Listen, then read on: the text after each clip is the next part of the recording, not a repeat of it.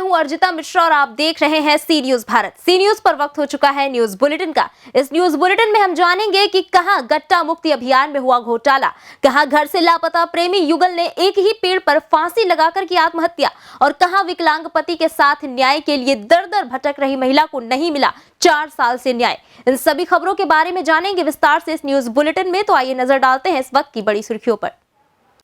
अयोध्या के अमानीगंज से खदुरही संपर्क मार्ग पर गड्ढा मुक्ति अभियान में हुए घोटाला भुगतान के बाद भी कोई भी निर्माण कार्य नहीं कराया गया। जहां सड़कों पर गड्ढा मुक्ति अभियान मुख्यमंत्री के जन सूचना पोर्टल पर जब शिकायत की गई, उसके बाद में लोक निर्माण विभाग हरकत में आया और आनंद फानन में गड्ढा मुक्ति अभियान शुरू किया गया। जबकि सहायक अभियंता दिवाकर द्वारा जन सुनवाई पर शिकायत में कहा गया था कि इस सड़क पर गड्ढा मुक्ति कार्य पहले ही करा लिया गया है और यातायात सुगम है, लेकिन जवाब में बताया कि 35,30,000 रुपए से इस कार्य को संपन्न कराया गया है। इसके बार बार शिकायत करने के बावजूद भी अब तक इसमें कुछ नहीं हुआ है।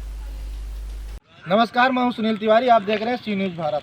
आज हम आपको दिखाते हैं अमानीगंज से खदुरही संपर्क मार्ग पर लोक निर्माण विभाग द्वारा कराए गए गड्ढा मुक्त अभियान की हकीकत। आप देख लीजिए, ये गड्ढा मुक्त अभियान है सरकार का। इस पर विभाग चूना कैसे लगा रहा है सरकार की मंशा के अनुरूप। इस पर एक शिकायत हुई थी जन सुनवाई के द्वारा कि अमानीगंज से खदुरही संपर्क मार्ग पे गड्ढा मुक्त अभियान नहीं हुआ है। तो विभाग के सहायक अभियंता श्री दिवाकर द्वारा रिपोर्ट लगाई गई है कि अमानीगंज से खदुरही संपर्क मार्ग की गड्ढा मुक्त अभियान करा दिया गया है और कार्य से संतोष भी है। तो आप देख सकते हैं किस तरह से गड्ढा मुक्त अभियान कराया गया है। आइए हम आपको मिलाते हैं शिकायतकर्ता श्री राजेश उपाध्याय जी से। उपाध्याय जी, आपने शिकायत किया था, तो इस पर आप एक गड्ढा मुक्त अभियान ऐसे ही पड़ा है और रिपोर्ट भी लगी है, तो इस पर आप क्या कहना चाहते हैं? इसमें जो रिपोर्ट हमको मिली है जी, उसमें यह बताया गया है कि अमानीगंज से खदुरही मार्ग पर पैचिंग का कार्य संतोषजनक पाया गया। इसकी जांच सहायक अभियंता दिवाकर जी ने की है और उसमें सरेआम झूठ बोला गया है विभाग के द्वारा और लोगों को गुमराह किया जा रहा है। सरकार की जो योजनाएं हैं उस पर ये विभाग के लोग पलीता लगा रहे हैं, आप कह सकते हैं, या घोटाले पर घोटाले हो रहे हैं। इनके अनुसार इसका भुगतान पहले किया जा चुका है। इन्होंने बताया है कि इसका भुगतान हो चुका है। हाँ, 35 गड्ढा मुक्त हुआ भी नहीं, भुगतान भी हो चुका है। इसमें रिपोर्ट में कहा गया है कि 35,30,000 रुपये इसके लिए जो है व्यय किया गया है। आप देख रहे हैं कि ये गड्ढा है सड़क का और ये पैचिंग इनकी आज शुरू हो गई है। जब हमने इसकी शिकायत की तो उन्होंने पैचिंग का कार्य भी शुरू किया और ये पैचिंग देखिए, इधर दिखाइए, आप इधर दिखाइए सामने, ये पैचिंग देखिए इनकी। ये पैचिंग ये बताती है एक चक्की लगाए हुए हैं, एक पैच, और बाकी जो गड्ढे हैं ये देखिए एकदम सामने से। आप इसको जूम कर दीजिए कैमरे को, देखिए कितने बड़े बड़े गड्ढे हैं और एक एक गड्ढा जो है ढक करके ये अपना भुगतान लेकर के भ्रष्टाचार को बढ़ावा दे रहे हैं। ये तो बहुत बड़ा घोटाला है। इसमें संबंधित जेई और ठेकेदार ने मिल करके पैसों की मदद बांट कर ली है। हम चाहते हैं कि शासन इस मामले में गंभीरता दिखाते हुए इनके खिलाफ सख्त कार्रवाई करे, इनके ऊपर FIR दर्ज हो, क्योंकि ये 4 महीने से दिखा रहे हैं कि गड्ढा मुक्ति हो गई है। अगर गड्ढा मुक्ति हो गई थी तो ये सड़क क्यों बना रहे हैं, फिर से गड्ढा मुक्ति क्यों कर रहे हैं? इसका कोई टेंडर तो अलग से हुआ नहीं है। नहीं। पहले के काम को अब ये कर रहे हैं, इसका मतलब कि इसमें घोटाला हुआ है। अयोध्या से सी न्यूज संवाददाता सुनील तिवारी की रिपोर्ट। बदायूं जिले के उछानी कोतवाली इलाके के जिरौलिया गांव में प्रेमी युगल ने एक ही पेड़ पर फांसी लगाकर आत्महत्या कर ली। जहां गांव जिरौलिया गांव के रहने वाले रतिराम अपनी जाति व मोहल्ले की रहने वाली प्रीति से प्रेम करता था, जहां दोनों ने बीती बात को लेकर 3 जनवरी की रात अपना घर छोड़ दिया था। जिसके बाद परिवार वालों ने काफी तलाश की, लेकिन उन दोनों का कोई पता नहीं चला। रतिराम के भाई ने बताया कि रतिराम ने उसे फोन किया था कि वह सब अब घर नहीं लौटेंगे, अगर उन्हें मिलना है तो खेत पर आ जाएं। लेकिन जब तक परिजन खेत पहुंचे तब तक दोनों ने फांसी लगाकर आत्महत्या कर ली थी। बताओ। ये तो शाम को 7 बजे करीब निकले घर से, उसके बाद रात में 12 बजे लोग ढूंढा था हमने, सारे गांव वालों ने, ये लेकिन नहीं मिले।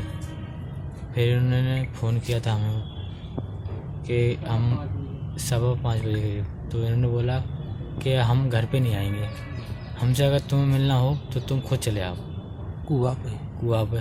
तो हमने कि ठीक है, कहाँ दीजिए, आ रहे हैं। लेकिन हम पहुंच पाए तब तक ये इन्होंने फांसी खा ली थी, लटक गए थे, मतलब लटक गए।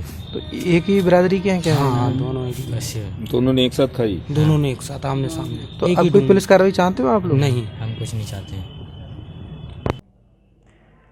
ये थाना उझानी क्षेत्र में चिरोलिया कुर्मियान गांव में की घटना है, जिसमें एक महिला और एक पुरुष, दो व्यक्तियों के शव संदिग्ध परिस्थितियों में आज मिले हैं। प्रथम दृष्टया ये मामला सुसाइड का लग रहा है और परिजनों द्वारा दी गई कंप्लेंट में भी यही बात की गई है। दोनों शवों को पोस्टमार्टम के लिए भिजवा दिया गया है, जांच जारी है और जो भी तथ्य और एविडेंसेस आएंगे उनके आधार पर आगे कार्यवाही की जाएगी। बदायूं से सी न्यूज संवाददाता विनोद कुमार की रिपोर्ट। उत्तर प्रदेश की योगी सरकार चाहे जितने दावे करे कि उत्तर प्रदेश के गुंडों का सफाया हो चुका है, लेकिन पैलानी तहसील के बरेहटा गांव में आज भी न्याय के लिए 4 साल से दर-दर विकलांग पति के साथ महिला भटक रही है। बता दें, पूरा मामला जसपुरा थाना क्षेत्र के अंतर्गत बरेहटा गांव से जुड़ा हुआ है, जहां के विकलांग रमाशंकर पुत्र बौरा निषाद उप जिलाधिकारी पैलानी को ज्ञापन देकर अवगत कराया कि गाटा संख्या 284 व 285 का बंटवारा कराया गया था, जिसका आदेश भी हो गया है। आदेश 2 अगस्त 2016 के आधार पर उक्त को हिस्से में जमीन मिली थी, जहां पीड़ित का भाई शिवमंगल व उसकी पत्नी श्रीमती राजा ने जमीन को कब्जा करने की नियत से मिट्टी डालकर समतलीकरण करके मकान बनवाने की नियत से कब्जा करने की फिराक में पीड़ित ने कई बार अधिकारियों को लिखित प्रार्थना पत्र दिया, परंतु कोई भी सुनवाई नहीं की गई है, जिसकी वजह से उसकी पत्नी 4 साल से दर-दर भटकने को मजबूर है। क्या नाम है आपका? रामबाई। रामबाई कहाँ से आई हैं? क्या है समस्या आप लोगों की? सब खेत में कब्जा कर रहे हैं जबरदस्ती। आप सकते गए हैं, कोई सुनाई नहीं। अच्छा। आप प्रधान थाने गए थे, कोई सुनाई नहीं। बांध गए थे, कोई सुनाई नहीं। आप कब्जे जबरदस्ती मारधार की धमकी दे रहे हैं और बच्चों के यहाँ वहाँ हमारे आदमी नहीं, विकलांग है पति, तो कोई सुनाई नहीं। पति आपके विकलांग है? हाँ। इसलिए सुनवाई नहीं आप लोगों की होते? सुनाई नहीं, बच्चे छोटे छोटे तो कहाँ हम बड़बड़ाते हैं। कौन कौन लोग हैं जो आप लोगों के खेत में जबरन कब्जे? है, राजा है।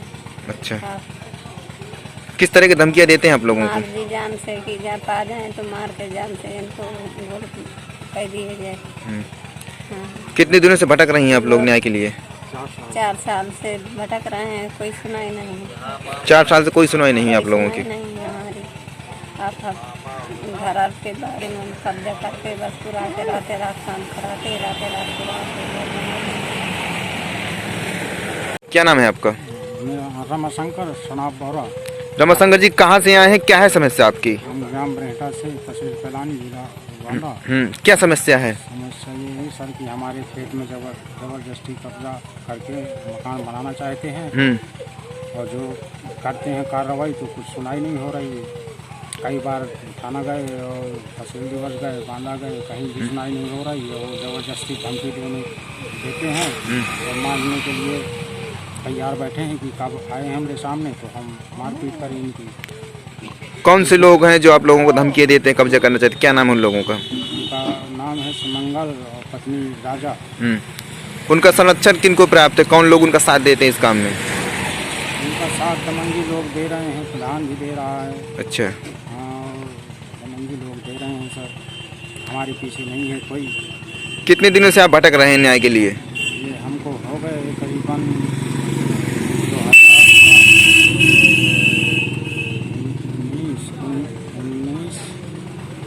19/12/2020। अच्छा, तब से बराबर आप भटक रहे हैं? किन किन अधिकारियों के चक्कर लगा चुके आप लोग? हम यहाँ थाना गए 3 बार और तहसील दिवस गए 2 बार SDM और कमिश्नर SP के यहाँ गए। SDM के यहाँ गए, उन्होंने क्या आश्वासन दिया आपको? वो शासन दिया कि चलो वो आदेश किया ले कानूनगुर को, तो कानूनगुर नहीं लिए, न लेखवा लिए वो कागज। अच्छा। हाँ, कोई सुनवाई नहीं कर रहे। बांदा से सी न्यूज संवाददाता कासिद अली सिद्दीकी की रिपोर्ट। मामला जनपद बांदा के बबेरू कस्बा तर्रा रोड नेता नगर का है, जहां पर विद्या मंदिर इंटर कॉलेज की छात्रा संजना देवी पुत्री आनंद कुमार नेता नगर अर्थरा रोड बबेरू में मानसिक तनाव के चलते आत्महत्या कर ली है। वहीं परिजनों का कहना है कि छात्रा पर विद्यालय प्रबंधक व अध्यापकों का फीस वसूली को लेकर दबाव बनाया जा रहा था, जिसके चलते छात्रा मानसिक तनाव में रहते हुए देर रात उसने आत्महत्या कर ली। वहीं छात्रा के भाई ने बताया कि फीस जमा नहीं हो पाने से विद्यालय की परीक्षाओं से भगा दिया गया था, जिसके चलते वो मानसिक तनाव में थी। इसी के चलते उसने खुदकुशी कर ली है। बेटा आपका देवनारायण, क्या बात हुई है? किस क्लास में पढ़ती थी बहन तुम्हारी? 12 में। क्या नाम है उसका? संजना देवी। संजना देवी। 12 किस साइड से थी? 8 साइड। 8 साइड। किस विद्यालय में? विद्या मंदिर इंटर। विद्या मंदिर इंटर कॉलेज। सुसाइड करने का कारण क्या है? फीस न देने से स्कूल से भगा देना। अच्छा, फीस न देने के कारण स्कूल से भगा देना, जिसके चलते आपकी बहन ने सुसाइड कर लिया। हाँ। अच्छा, तुम वहीं पढ़ते हो क्या? हाँ। किस क्लास में हो? 11 में। 11 में। क्या नाम है तुम्हारा? देवनारायण। देवनारायण, ठीक। अध्यापक किसने अच्छा, अध्यापक कौन है वहाँ? पटेल सर। पटेल सर। तो चलो हमें भाई, आपके ऊपर जो आरोप लगाया जा रहा है कि विद्यालय से लड़की को मतलब फीस लेने के उसमें भगा दी गई है, तो उसमें आप क्या कहना चाहेंगे? सरे आम झूठ बोल रहे हैं, मिथ्या आरोप लगा रहे हैं, गलत आरोप लगा रहे हैं। इस प्रकार की कोई घटना ही नहीं हुई कभी कि जो है किसी छात्र को नहीं भगाया गया, उसी को थोड़ी फीस न देने के कारण। और इसकी परीक्षा के बाद भी पढ़ने आई है, ऐसा कोई कारण नहीं, विद्यालय कारण नहीं है उसके आत्महत्या। ये लास्ट दिन किस दिन आई है विद्यालय? 29 तारीख को आई है, 29 सभी दिसंबर में पढ़ने आई है जी। तो ये कोई आत्महत्या आदमी तब करता है जब उसी दिन कोई उसे कुछ कहा जाता है, इतने दिन बाद थोड़ी करता है, उसका कोई आंतरिक मैटर होगा। लड़की कितने साल की थी? लगभग 16-17 साल की नहीं होगी। बांदा से सी न्यूज संवाददाता नथु प्रसाद पटेल की रिपोर्ट। बरेली के बहेड़ी में नंदेली रोड पर बीती रात अज्ञात चोरों ने किराना शॉप को अपना निशाना बनाते हुए हजारों की चोरी की वारदात को अंजाम दे डाला। जहां वकील किराना शॉप के मालिक हाजी वकील अहमद के मुताबिक बीती शाम करीब 8 बजे वो रोज की तरह दुकान बंद करके गए हुए थे। जहां सुबह आने पर देखा तो दुकान का शटर और ताले टूटे पड़े थे। देखते ही उनके होश उड़ गए। शटर खोलकर देखा तो दुकान में से घी, रिफाइंड, मेवा, सिगरेट सहित हजारों का सामान गायब था। वहीं आनन फानन में पुलिस को मामले की सूचना दी गई, जिसके बाद मौके पर पहुंची पुलिस ने घटनास्थल का मुआयना किया। उधर पीड़ित दुकानदार की तरफ से पुलिस को मामले की तहरीर देकर अज्ञात चोरों को पकड़ने की मांग की गई है। बता दें कि बीते वर्ष पीड़ित दुकानदार के भाई की किराना दुकान जो बराबर में ही मौजूद है, उसको भी चोरों ने अपना निशाना बनाते हुए हजारों का माल चोरी कर लिया था। नाम है आपका? हाजी वकील अहमद। क्या घटना घटी है दुकान में आपकी? दुकान की ताले तोड़े है, शटर पत्ती तोड़ी है सामने से। आप कब बंद करके गए थे? रात 8 बजे, करीब 8 सवा 8 का टाइम था ये। फिर आपको कब मालूम हुआ? ये सुबह 8 बजे मालूम किया।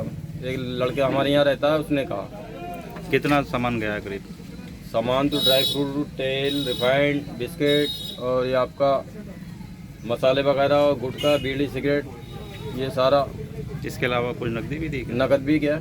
कितना नुकसान टोटल मानते हैं? लगभग 80-90 हज़ार रुपये। पुलिस को सूचना दे दी? जी। बरेली से सी न्यूज संवाददाता अब्दुल वाजिद की रिपोर्ट।